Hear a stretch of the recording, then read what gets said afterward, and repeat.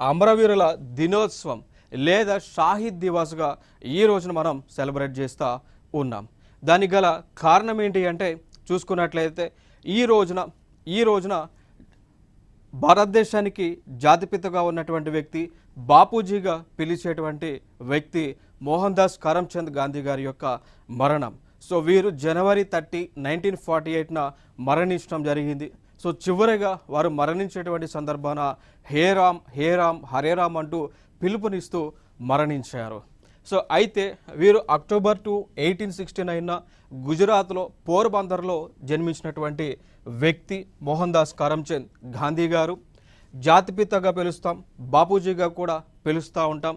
So వీరు అనేక ఉద్యమాలను, స్వతంత్రం కోసం అనేక ఉద్యమాలను రూపొందించి ముందుకు తీసుకెళ్ళినటువంటి వ్యక్తిగా మనం చెప్పుకోవచ్చు.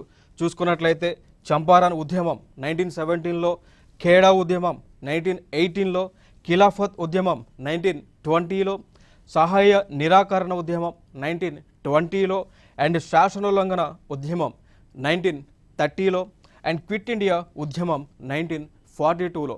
సో ఇలాంటి అనేక కార్యక్రమాల ద్వారా భారతదేశానికి స్వతంత్రం రావడానికి వీరు ముఖ్య కారకుడిగా మనం చెప్పుకోవచ్చు. సో అందుకోసమే తన యొక్క మరణాన్ని లైక్ డెత్ యానివర్సరీని మనము అమరవీరుల దినోత్సవంగా లేదా షాహిద్ దివాస్గా ప్రతి సంవత్సరం జరుపుతూ ఉన్నాం.